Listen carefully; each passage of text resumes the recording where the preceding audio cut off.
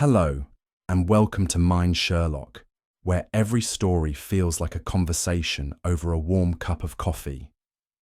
Today, I bring you a brand new Sherlock Holmes mystery, filled with twists, clues, and clever deductions.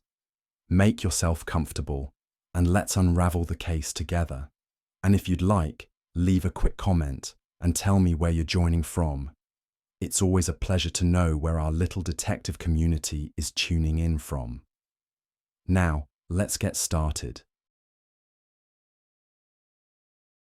It is a peculiarity of the human mind that certain cases, long since resolved, continue to linger in one's thoughts like shadows on the wall, refusing to be dispelled by the passage of time.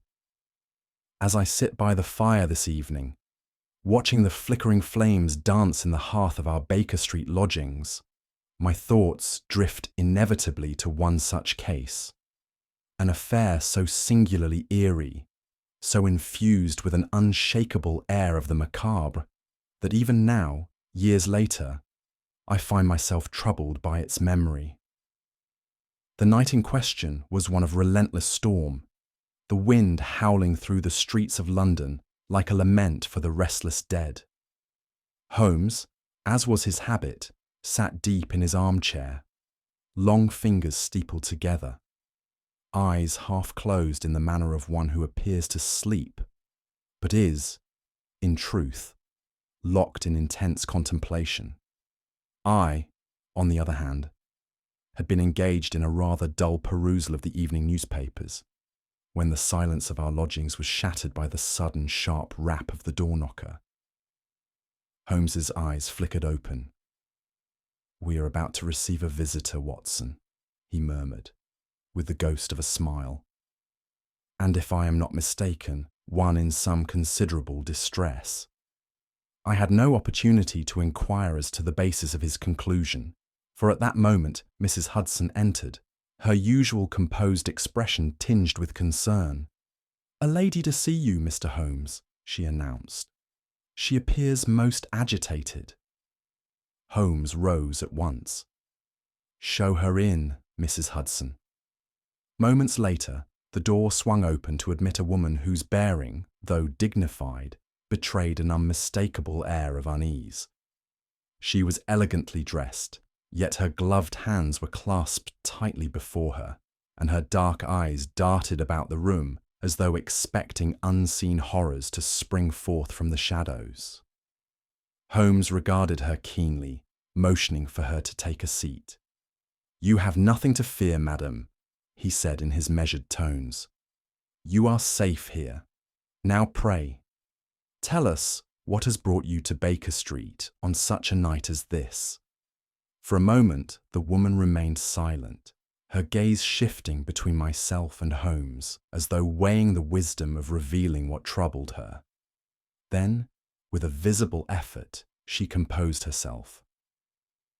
"My name is Lady Eleanor Bracknel," she began, her voice steady but low.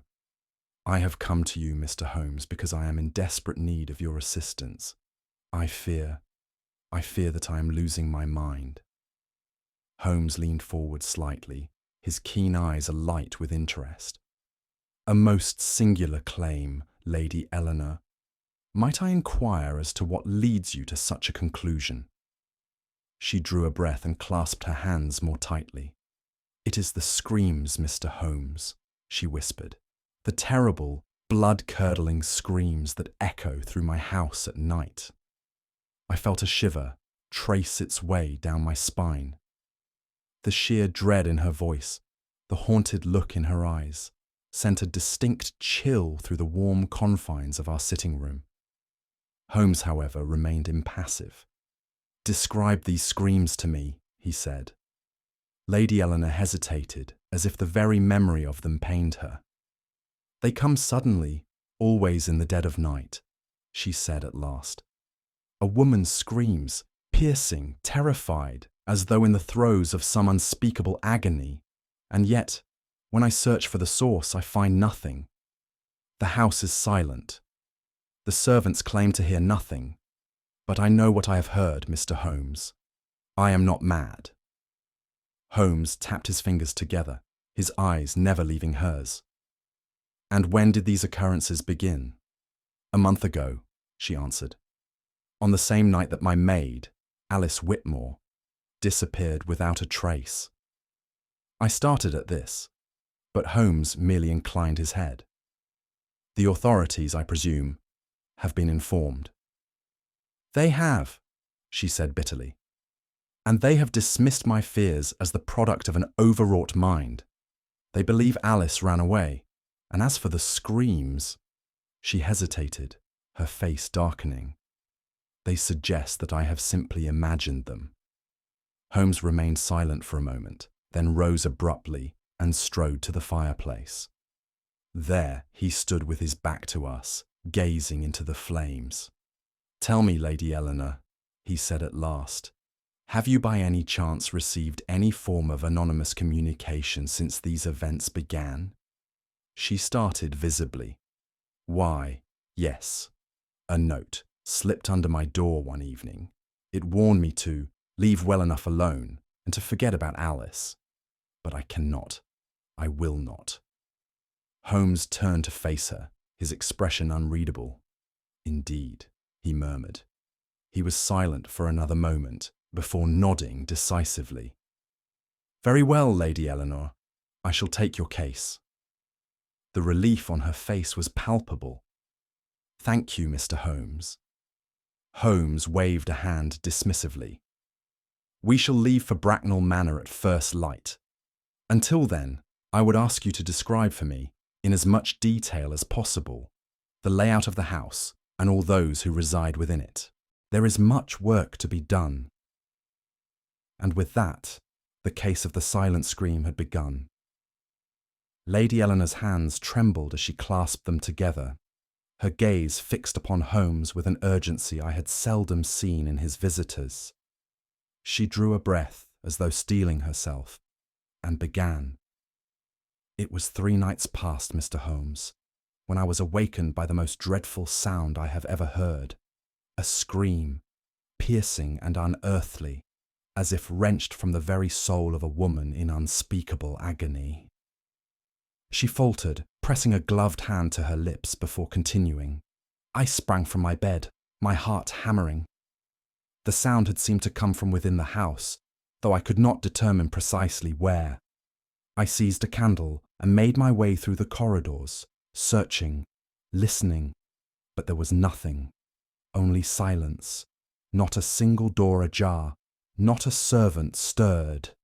She shuddered, as though even the memory unnerved her. I roused the household at once, yet not one of them had heard a thing.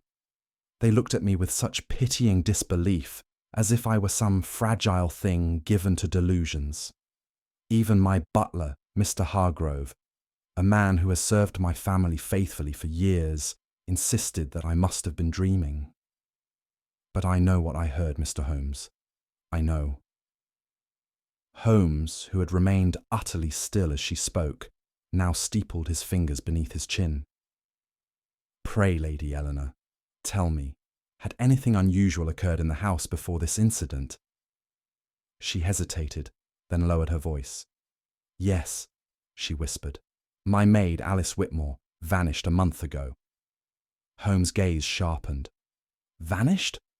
"Without a trace," Lady Eleanor confirmed. "One evening she retired to her room, as usual.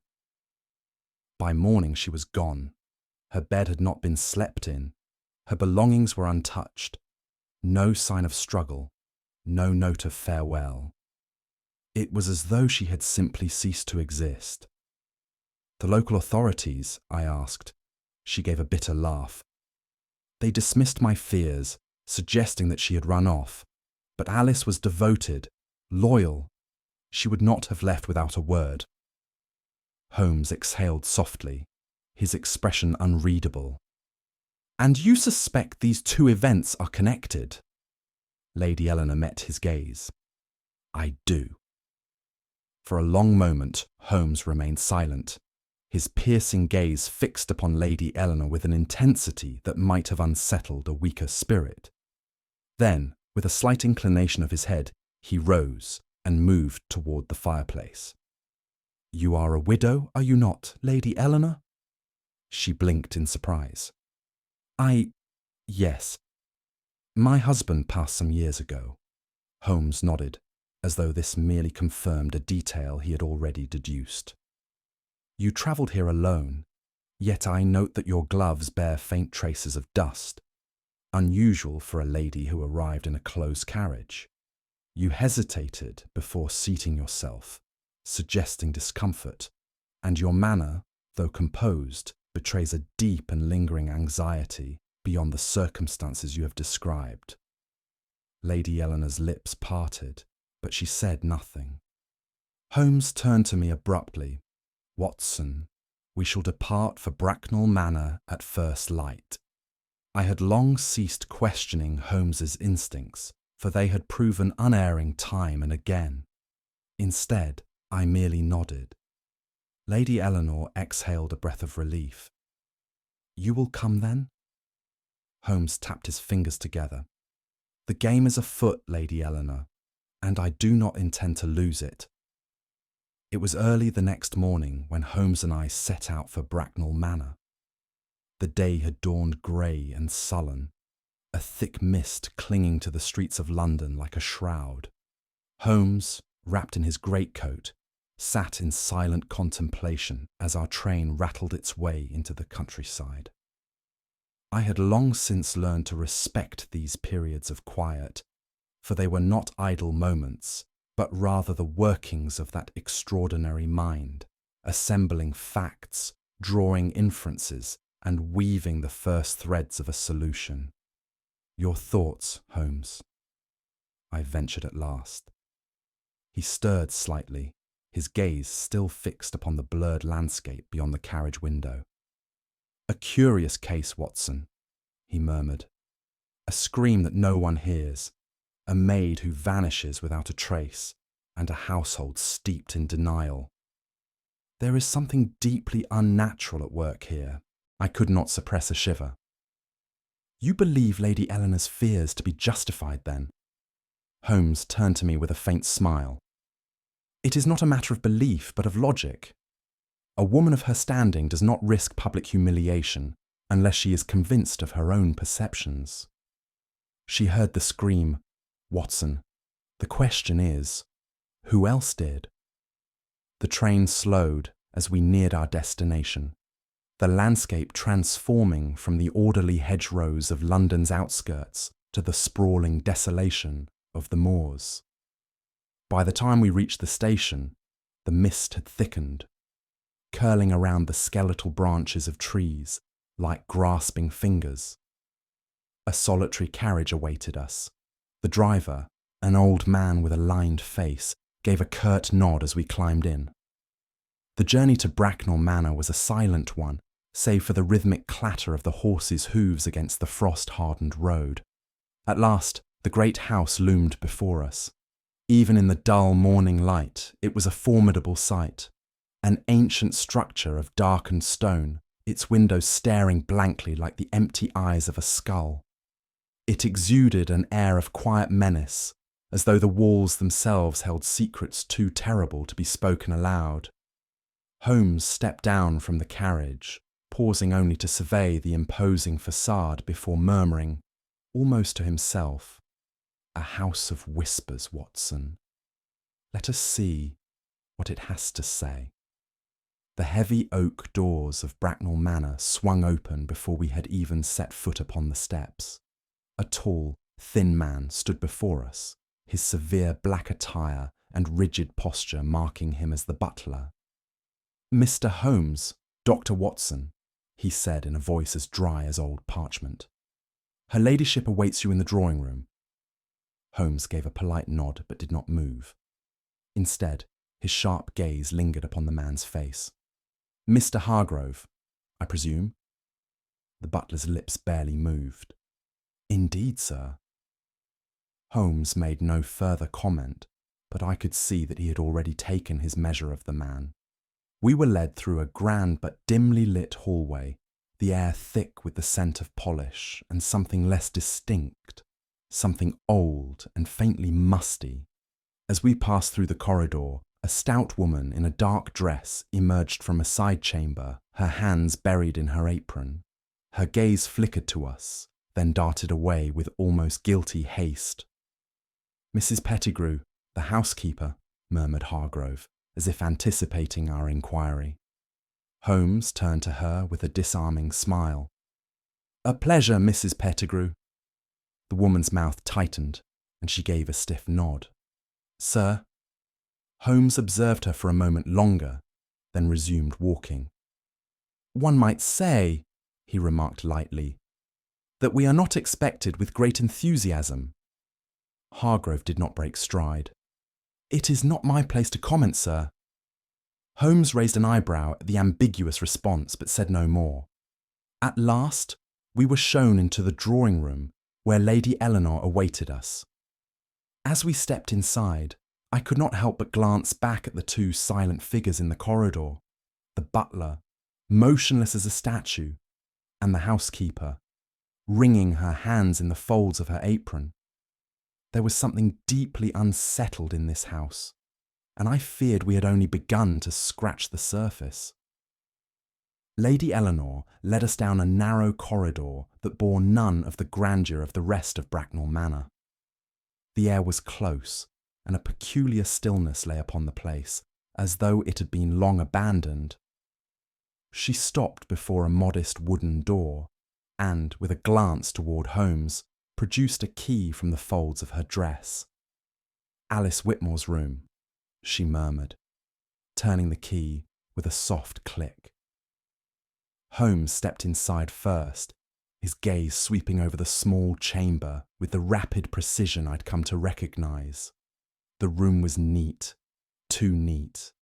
No sign of hurried departure, no half-packed belongings, no articles left in careless disorder. It was as though Alice had simply ceased to exist. I took a step forward and nearly stumbled over a candlestick lying upon the floor. Holmes immediately crouched, examining it with interest. "Fascinating," he murmured. "Observe, Watson. It is as if it has been knocked from the table rather than having been set down deliberately." My eyes travelled to the chair beside the writing desk. It had been pushed back at an odd angle, one leg slightly lifted from the floor.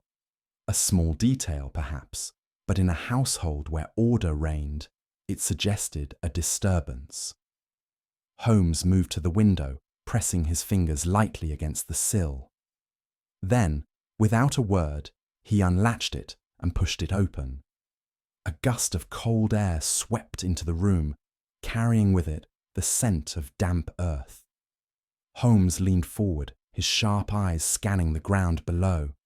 "Curious," he said at last. "There are traces here, faint but unmistakable. Someone was dragged through the soil beneath this very window." Lady Eleanor let out a quiet gasp. "Then she was taken?" Holmes turned to face her, his expression unreadable. "It would appear so." A silence fell upon the room, broken only by the distant ticking of the Manor's great clock. I found my hand tightening instinctively around the head of my cane. There was something profoundly unsettling about this place, something unseen yet palpable. Holmes shut the window and straightened his coat. "This was no voluntary disappearance, my dear Watson. We are looking at the scene of an abduction." Lady Eleanor's face had paled. "Then she may still be alive." Holmes inclined his head. "That remains to be determined." Lady Eleanor hesitated, as though debating whether to speak further. Then, with a visible effort, she reached into her sleeve and withdrew a folded slip of parchment. Without a word, she handed it to Holmes. He unfolded it carefully. The paper was yellowed with age, and the ink had been hastily scrawled. "Ask no more, lest you share her fate." I felt a chill pass over me. Holmes, however, remained unmoved. He brought the paper closer to the candlelight, studying the lettering with his usual detachment. "The ink is uneven," he observed. It was applied in haste. See here, the trembling of the hand. The writer was either in distress or fearful of being discovered. Lady Eleanor nodded. It was slipped under my door the morning after Alice vanished. I have shown it to no one. Wise, Holmes murmured.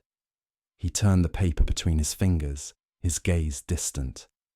This is not the work of a stranger, Watson. This was written by someone within this house. The words sent a ripple of unease through me. The idea that a member of the household, perhaps one of the very servants we had passed in the corridor, had penned this warning suggested that the threat was far closer than I had initially imagined. Holmes folded the note with great care and slipped it into his coat pocket. I must insist, Lady Eleanor, that you remain vigilant. Someone seeks to dissuade you from further inquiry, and their methods suggest a most desperate mind. She swallowed, her composure visibly shaken. You believe I am in danger? Holmes gave a thin smile. I believe you are already entangled in a web that was spun long before Alice Whitmore's disappearance. The question is not whether danger exists, but rather how close it has come. At that moment, the great clock in the hall struck midnight, its toll reverberating through the manor like a funeral bell. And for the first time since our arrival, I found myself wondering whether we had stepped into something far darker than we had anticipated. The following morning, Holmes wasted no time in summoning the remaining household staff for questioning. The gathering took place in the servants' hall, a stark, low-ceilinged room that smelled faintly of polish and long-buried secrets. The assembled maids and footmen shifted uncomfortably under Holmes's penetrating gaze, their eyes flickering toward one another in silent apprehension. Holmes began with the butler.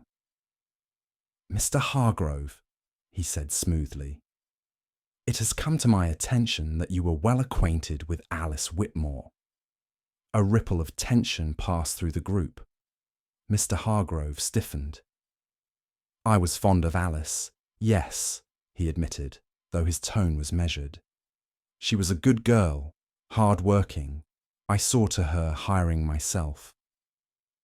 And yet you did not report her disappearance with any urgency, Holmes observed. Why is that? The butler's hands clenched behind his back. It is not my place to involve myself in the affairs of my betters, he said curtly. Lady Eleanor wished to handle the matter privately. Holmes let the statement hang in the air before shifting his attention to the others. Does anyone here know of any reason why Alice might have wished to leave Bracknel Manor? A murmur passed through the gathered servants, but none dared speak.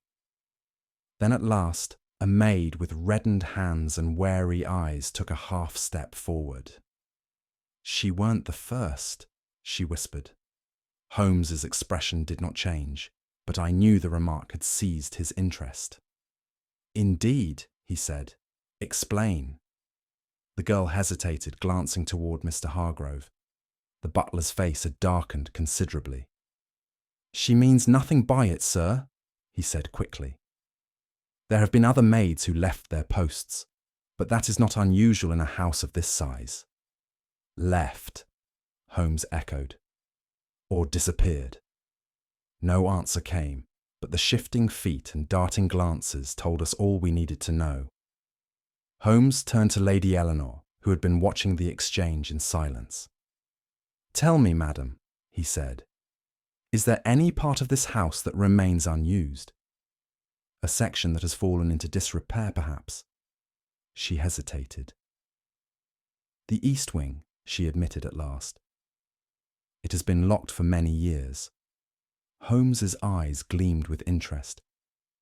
Then I believe it is time, Lady Eleanor, that we unlocked the past. The east wing of Bracknel Manor was a world apart from the rest of the house. The air was cold, untouched by the warmth of habitation, and the silence was absolute. At the farthest end of the corridor stood a door, its surface marred by time and disuse. A heavy brass lock secured it, its edges dulled with age. Holmes approached it with a measured step, running his fingers lightly along the wood. "How long has this room remained sealed?" Lady Eleanor hesitated. "Since my father's time," she said. "He ordered it closed after my mother's passing. I do not know what lies beyond." Holmes crouched, studying the lock with keen interest. "And yet," he murmured, "someone does." He reached into his coat and produced a small magnifying glass. With swift precision, he examined the dust at the door's threshold. Then, without a word, he stood and turned to Lady Eleanor. "This door has been opened recently." She drew back. "That is impossible." Holmes shook his head. "See here, Watson," he said, gesturing toward the base of the doorframe. "The dust is undisturbed in some places, yet in others it has been shifted, perhaps by a careful hand seeking not to leave obvious traces." I knelt beside him, and sure enough, I could make out the subtle disturbance. Someone had been through this door, and not long ago. Holmes straightened. "I would have a key, Lady Eleanor." Her face tightened. "I do not have it," she admitted. "My father kept it in his private study. After his passing, it was never found." Holmes did not appear troubled by this. "Then I shall have to make do." He reached into his coat and withdrew a set of delicate instruments, rolling them between his fingers with the practiced ease of a man well acquainted with their use. "Mr. Holmes," Lady Eleanor said sharply, "this is my home." "Then I trust you will forgive my methods, Lady Eleanor, when they uncover the truth." With that, he set to work. The lock was old, but not insurmountable, and within moments, a faint click echoed in the silence. Holmes withdrew his tools and laid a hand upon the door. "Watson," he said quietly, "I believe we are about to step into the heart of this mystery." And with that, he pushed the door open.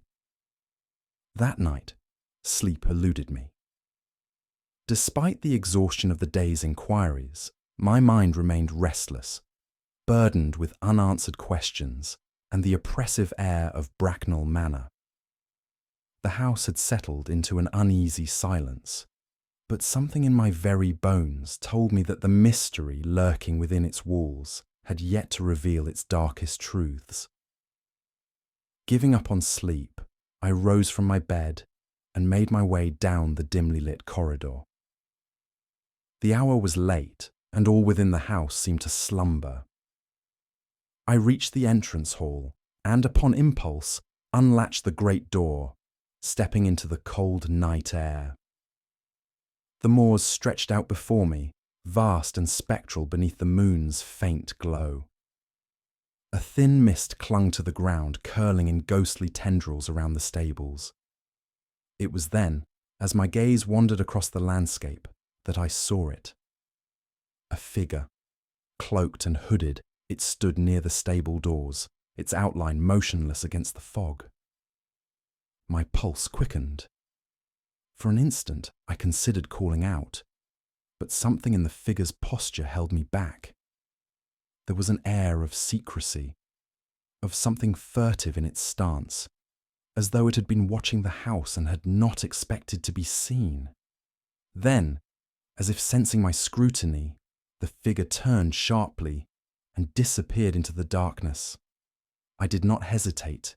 Instinct took over, and I strode forward, my feet crunching against the damp earth. But as I reached the stables, there was nothing, only the still night air and the faint rustling of the wind through the trees. I searched the ground, hoping for some sign of the mysterious watcher. And there, imprinted in the damp soil, I found them. Footprints. They led away from the stables, disappearing into the moorland beyond. A sense of unease prickled at the back of my neck. Someone was watching us. Someone who did not wish us to uncover what lay buried within Bracknel Manor. Holmes received my report with little outward reaction, though I noted the glint of satisfaction in his eyes. "Most intriguing, Watson," he said at last. "It would appear that our inquiries have roused the interest of a most cautious adversary. The question remains, what is it they seek to conceal?" Holmes's investigations, once set in motion, had a relentless energy that few could match. By the following afternoon, he had made his way to the Manor's study, where Lady Eleanor's father had kept the estate's records. I found him there, surrounded by open ledgers and yellowed parchment, his keen eyes scanning each page with an intensity I had come to recognize as the prelude to revelation. "Watson," he murmured without looking up, "tell me, how many missing maids make a pattern?" I hesitated. Surely, even in a house of this size, there would be some turnover of staff. Holmes lifted a single sheet of brittle paper. "And yet, over the past 40 years, no fewer than 6 young women have disappeared from Bracknel Manor, each under circumstances remarkably similar to Alice Whitmore's. No resignation letters, no farewells. Simply vanished." I felt a chill creep along my spine. "And the authorities?"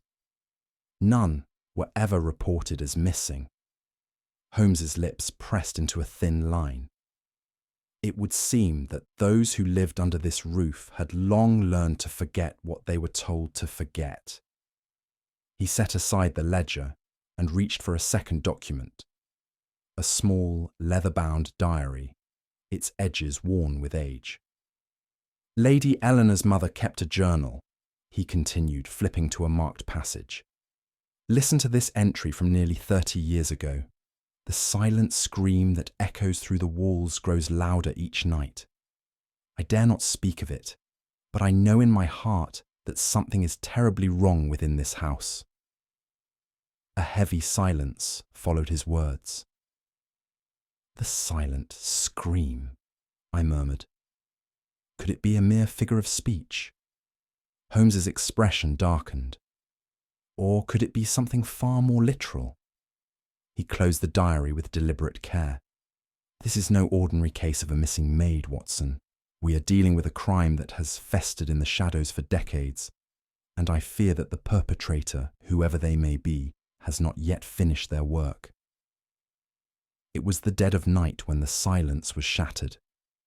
The sound came suddenly, a piercing, blood-curdling scream that seemed to claw its way through the very walls of Bracknel Manor. It was long and terrible, filled with such raw anguish that for an instant I froze where I lay, my mind recoiling from the sheer horror of it. Then, with a start, I was on my feet. I flung open my door just as Holmes emerged from his own chamber, his eyes gleaming with cold alertness. "Come, Watson," he called, already moving. I needed no further urging. Together we rushed through the dimly lit corridor, the echo of that dreadful cry still ringing in our ears. The great house seemed alive with it, the very air trembling with its dreadful resonance. We reached the grand staircase when another sound broke the hush, the hurried, panicked rhythm of retreating footsteps. Holmes held up a hand, signalling me to listen. The steps were rapid but uneven, betraying the haste of one desperate to flee unseen. Holmes did not hesitate. He bounded forward, his long strides carrying him toward the source of the sound.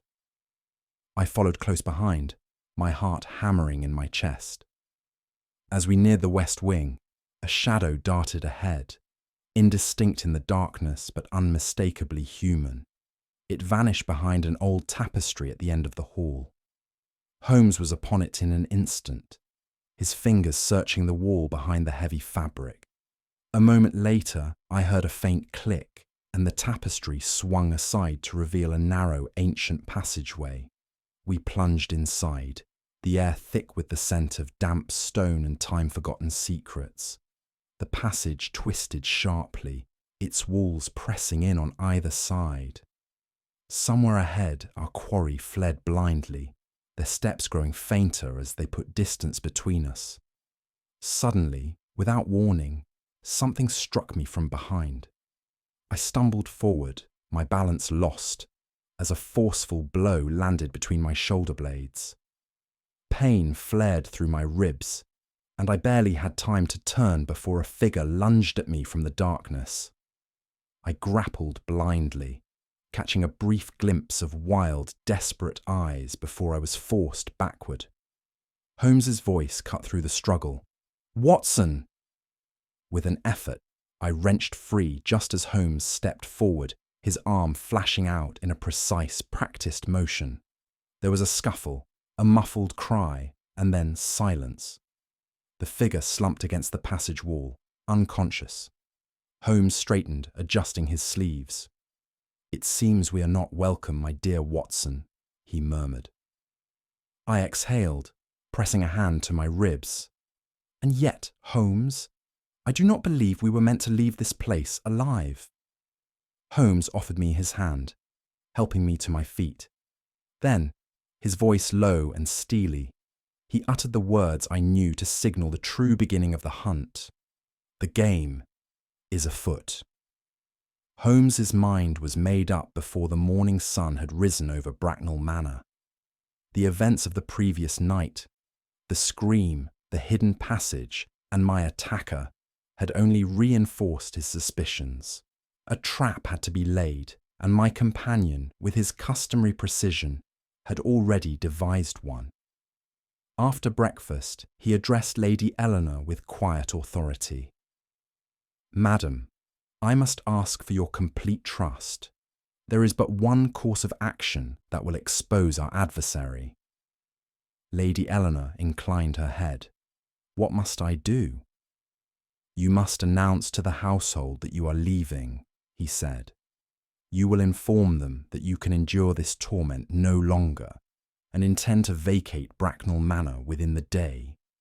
She stiffened. "You wish me to abandon my home?" Holmes held up a hand. "Not in truth, Lady Eleanor. Only in appearance. You will remain safely in your chambers, but the belief that you are gone will be enough. Our enemy has grown desperate, and if my deductions are correct, they will act before night's end." There was a brief silence. Then she nodded. "Very well. If it will bring an end to this nightmare, I shall do as you say." By midday, the announcement had been made. The servants had gathered in the drawing room as Lady Eleanor, her voice composed but resolute, declared that she would leave Bracknel Manor forever. She spoke of the horrors that plagued her, of the sleepless nights and the inexplicable terrors that had driven her to this decision. Reactions were immediate and revealing. A few of the younger maids whispered amongst themselves, eyes wide with sympathy. Mrs. Pettigrew, the housekeeper, made the sign of the cross, her lips moving in silent prayer. But it was Mr. Hargrove, the butler, who betrayed the most. His expression flickered, just for an instant, between surprise and something deeper. Relief, perhaps, or expectation. Holmes missed nothing. By early evening, Lady Eleanor had retreated to her chambers, and the household had settled into a heavy silence. Holmes and I, however, did not retire. Instead, we made our way to the east wing, where we concealed ourselves in a narrow alcove. The wait began. As the hours dragged on, the house grew still. The great clock struck 11, then 12. And then, just past midnight, Holmes's hand tightened on my sleeve. A sound. Footsteps, stealthy, deliberate, moving through the darkness. Holmes leaned in, his voice barely a whisper. "The trap is sprung, Watson." From our concealed vantage point, we watched as a shadow emerged from the far end of the corridor. The figure moved cautiously, pausing every few steps to listen. Even in the dim light, I could see that they carried something. A small object glinting faintly in their grasp. A key. Holmes exhaled softly. As I suspected. The figure continued toward the locked room in the east wing, the very chamber Lady Eleanor had claimed had been sealed for decades. We remained motionless as the intruder reached the door, inserted the key, and, with a faint creak, pushed it open. Holmes moved. With the swiftness of a striking predator, he darted forward, his hand closing over the intruder's wrist before they could react. There was a strangled cry, a struggle in the dark, but Holmes was far too quick. "Watson! The lamp!" I struck a match and held up my lantern, its glow revealing the face of our captive. Mr. Hargrove, the butler's face had lost all colour. His breathing was ragged, his eyes darting wildly between Holmes and myself. He tried once more to wrench himself free, but Holmes held firm. "You disappoint me, Mr. Hargrove," Holmes murmured. I'd expected more from a man who has kept a secret for so many years. I don't know what you mean," he stammered. Holmes's expression was cool, detached. "Come now, let us not insult one another's intelligence. I have seen through your deception, and there is no more use in pretense.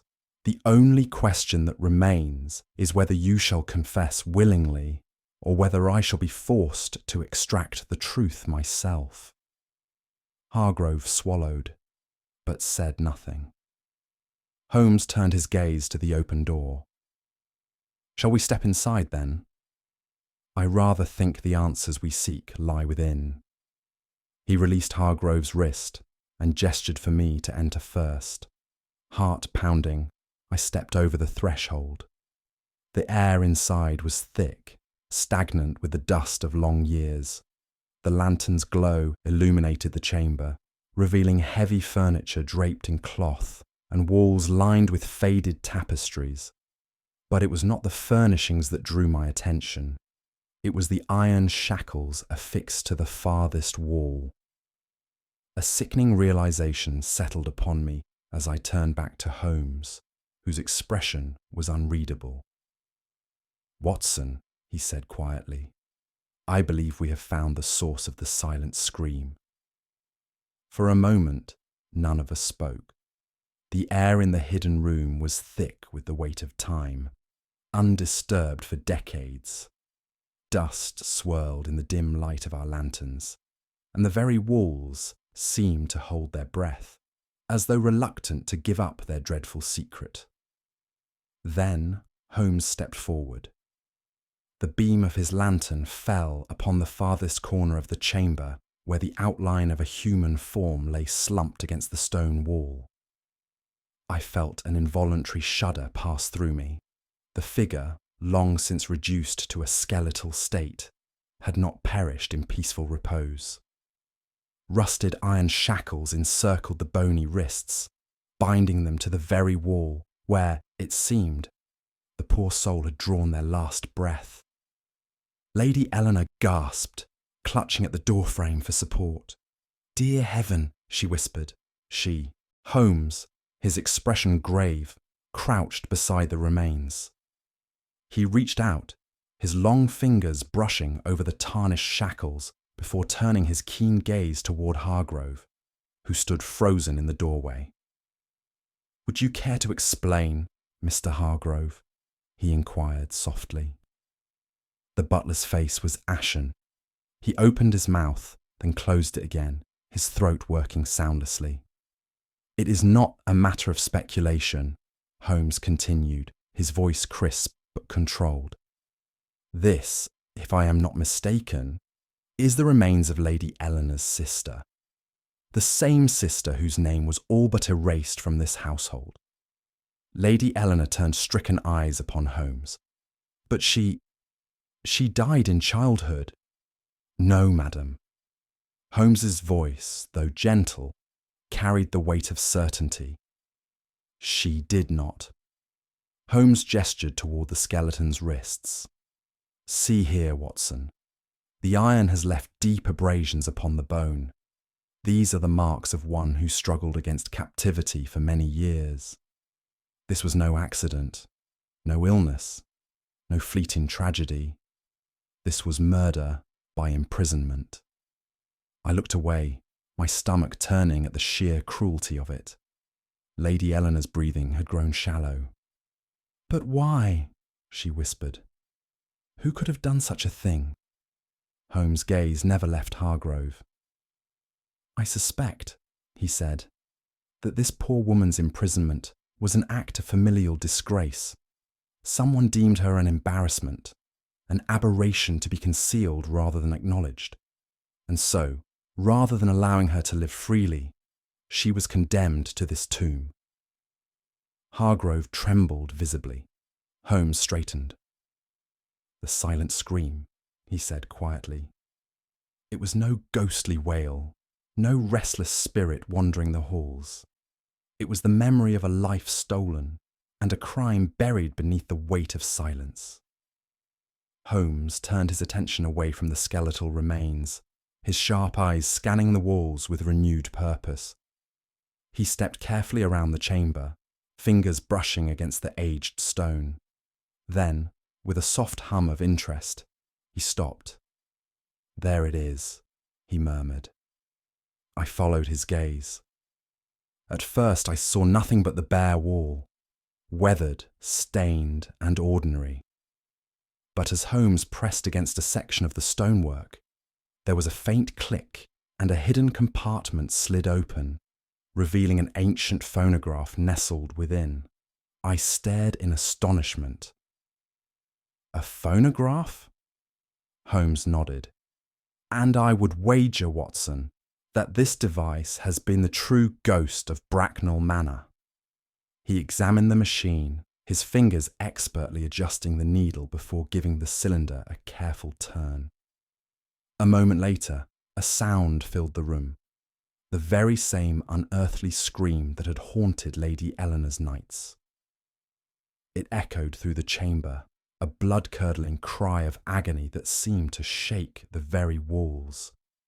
Lady Eleanor recoiled, pressing a hand to her mouth. Even knowing it was but a recording, the sound sent a chill down my spine. Holmes allowed it to play for a moment longer before cutting it off. Clever, he mused. The device has been wired through the walls, allowing the sound to carry at strategic intervals. A most effective means of psychological torment, designed to drive Lady Eleanor from her home. Hargrove's legs seemed to give way beneath him, and he collapsed onto a nearby chair, his face buried in his hands. Holmes regarded him coolly. It was you then, he said. You knew the truth of this room, and rather than expose it, you sought to capitalize on it. By manipulating the legend of the silent scream, you created a terror that would compel Lady Eleanor to leave, and in doing so, ensure that the secrets of this house remained buried. Hargrove let out a shuddering breath but said nothing. Holmes turned to Lady Eleanor. Madam, I believe your house no longer has ghosts, but it has long been haunted by something far worse, the sins of the past. For a long moment there was only silence. Hargrove sat hunched upon the chair, his hands trembling as they covered his face. When at last he spoke, his voice was scarcely above a whisper. I had no choice, he said. None of us did. Holmes, standing before him with his arms crossed, regarded him impassively. You had every choice, Mr. Hargrove. You merely lacked the courage to make the right one. The butler exhaled, a deep, shuddering breath. It began with her father, Sir Reginald Bracknel. He was a hard man, a man who valued reputation above all else. His youngest daughter, Margaret, was... He hesitated, as if struggling with the weight of the words. She was not like other young women of her standing. She was willful, defiant. She spoke of things she ought not to have spoken of, associated with those whom my master deemed beneath her station. Holmes' expression did not change, and so he chose to erase her. Hargrove nodded, his eyes dark and distant. She was taken one night, dragged from her chambers, and locked away in that cursed room. The servants were told that she had been sent abroad, that she would never return. But we knew the truth. We heard the screams, muffled through the walls, growing weaker with each passing year. Lady Eleanor, who had been silent until now, took an unsteady step forward. "And you did nothing," she whispered, her voice thick with horror. Hargrove flinched. What could we do? Sir Reginald was the master of this house.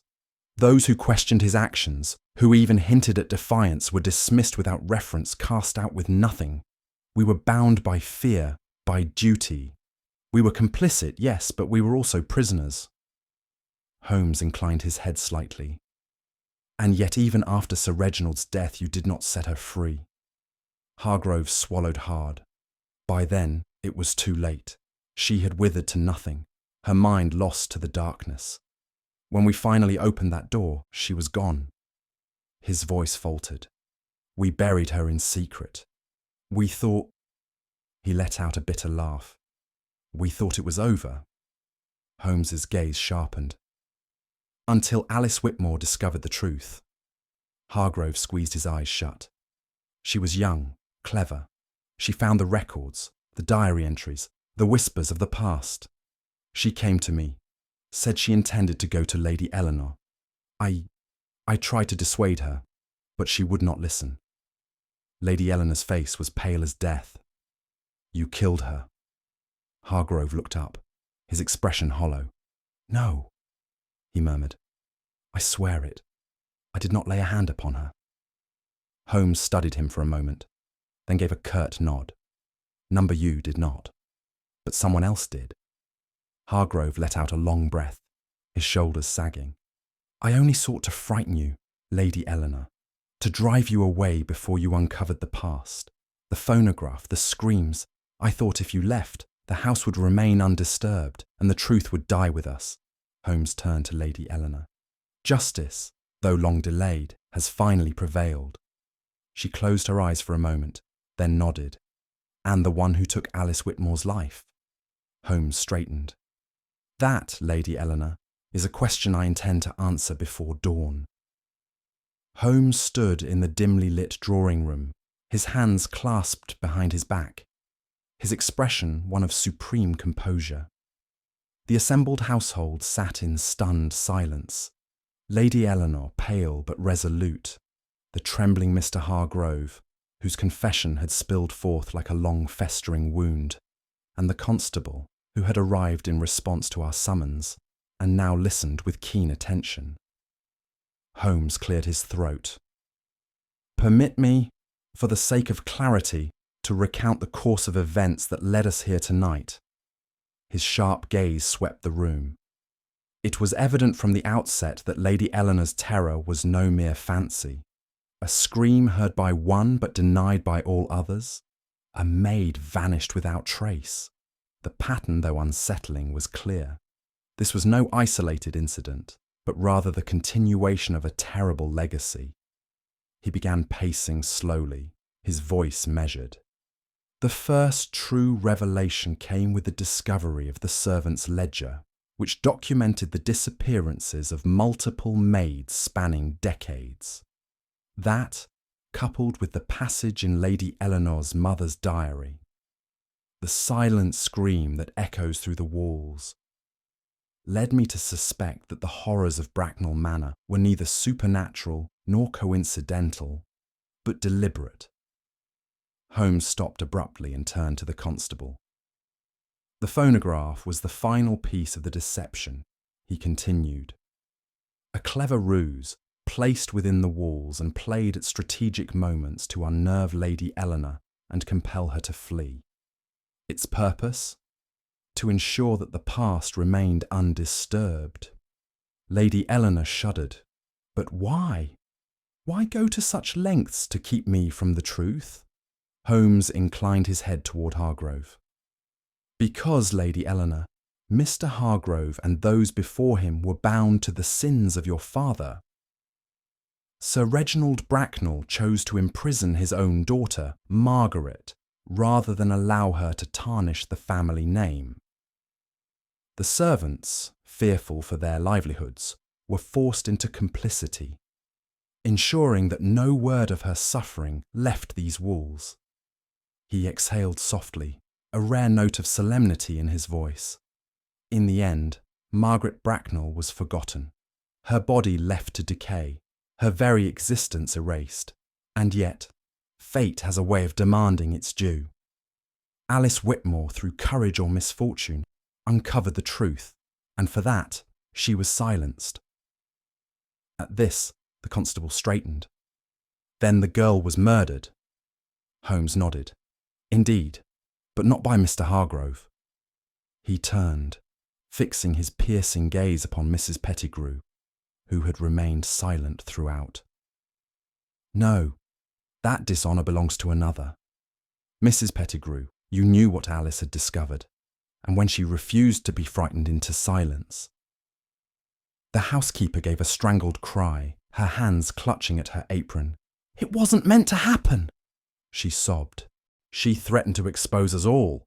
I only wanted to stop her. I only meant to frighten her, but she struggled and... She buried her face in her hands, her shoulders shaking. Holmes gave a small nod. Justice, he said quietly, has come at last. The following morning, the constable and his men completed their grim task. The skeletal remains of Margaret Bracknel were carefully removed from the hidden chamber and prepared for a long overdue burial. Lady Eleanor, though shaken to her very core, stood firm as she watched her sister's remains carried past her. There will be a proper funeral, she murmured. She will not be forgotten again. The constable, meanwhile, turned his attention to Mr. Hargrove and Mrs. Pettigrew. By rights, you should have come forward years ago, he told them sternly. But in hiding the truth, you became complicit in murder. Hargrove made no protest as he was led away, his eyes empty, as though the weight of his past had finally broken him. Mrs. Pettigrew, still weeping, was taken into custody alongside him. As Holmes and I prepared to leave Bracknel Manor, Lady Eleanor turned to us. You have given me back my family's truth, she said softly. I am grateful, Mr. Holmes, though I cannot yet say whether I will ever find peace within these walls. Holmes inclined his head. Some truths are heavy burdens, Lady Eleanor, but they are far lighter than a lifetime of silence. And with that, we departed, the cold morning air biting at our faces. As the great house faded into the mist behind us, I turned to Holmes. A most tragic case, I murmured. Holmes, gazing ahead, gave the faintest of nods. The past seldom remains silent, Watson, he said. It merely waits for the right ears to listen. As we prepared to leave Bracknel Manor, I found my gaze lingering on Lady Eleanor. She stood by the entrance, her hands clasped before her, her face drawn with the weight of all she had learned. There was no triumph in her expression, no sense of vindication, only a quiet, exhausted sorrow. The sins of her father had long since faded into history, but their consequences had endured, stretching forth like shadows across time. For decades, a woman had languished in darkness, her existence erased, her suffering buried beneath layers of silence and deception. And those who had upheld that silence had done so not out of cruelty, but out of fear. Fear of the master they had once served, fear of the truth, fear of losing the very lives they had so desperately sought to protect. The past, I reflected, is not a thing so easily cast aside. It lingers, waiting to be unearthed, to demand its reckoning. Holmes, meanwhile, remained as composed as ever, already setting his sights on the next puzzle that might engage his restless mind. The tragedy we had uncovered did not seem to weigh upon him as it did upon me. Perhaps it was his nature, or perhaps he had simply seen too many such things before. As the carriage carried us away from Bracknel Manor, I turned once more to look upon its towering facade, its darkened windows like vacant eyes staring into the abyss of its own history. Justice had come at last, but its arrival had been long, long overdue. That evening, back at Baker Street, I sat before the fire, my thoughts still heavy with the events of the past days. Holmes, as was his habit, sat opposite me, his fingers steepled beneath his chin, his gaze fixed upon some unseen point in the distance. For a long while, neither of us spoke. The case was concluded, the villain unmasked, and yet the air between us remained thick with the echoes of what we had uncovered. At last, I broke the silence. "It is a most chilling thought, Holmes," I murmured. "How the sins of one generation can stain those that follow. How the past refuses to be forgotten." Holmes exhaled softly, his sharp eyes flickering toward me. For a moment, he simply regarded me, as though weighing his words. Then, in a voice quiet yet firm, he spoke. "The past seldom remains silent, Watson," he said. "It merely waits for the right ears to listen." And with that, he returned to his contemplation, the firelight casting long shadows upon the walls of Baker Street. The fire crackled gently in the hearth of 221B Baker Street as Holmes sat in his chair, fingers steepled, eyes half closed in thought. The case of Bracknel Manor had come to a grim yet inevitable conclusion, its mysteries laid bare, and its ghosts finally put to rest. I exhaled, gazing into the flickering flames. A tragedy spanning decades, Holmes. To think, a woman imprisoned by her own kin, her suffering erased from history, and those who knew the truth, too fearful to act. Holmes opened his eyes, his expression unreadable. Fear, Watson, is a powerful jailer. It binds men as tightly as iron shackles, compelling them to remain silent when conscience cries out for action. But the past. He paused, reaching for his pipe. The past is never truly buried. It waits, patient and insidious, for the right mind to unearth it. I studied him. "And do you think justice has been done?" Holmes struck a match, lighting his pipe with practiced ease. A thin wisp of smoke curled toward the ceiling. "Justice?" He gave a faint smile. "Perhaps. But history is rarely so accommodating. One must wonder, if Alice Whitmore had never uncovered the truth, would Bracknel Manor have remained undisturbed, its secrets intact?" He glanced at me then, his gaze sharp. Or would another unfortunate soul have vanished into the silence? Holmes's words left me pondering long after the fire had burned low. And now, dear reader, the question turns to you. What was the greatest mistake of the culprits in this case? Was it their failure to destroy the evidence? Their blind loyalty to an old master's will? Or was it their belief that the past could remain silent forever? Let us know your thoughts in the comments below. If you enjoyed unravelling this chilling mystery, be sure to subscribe for more Sherlock Holmes cases where deception, deduction, and justice collide. Don't forget to like and share this story with fellow mystery lovers. After all, the best puzzles are those solved together. Until the next mystery, dear reader, the game is always afoot.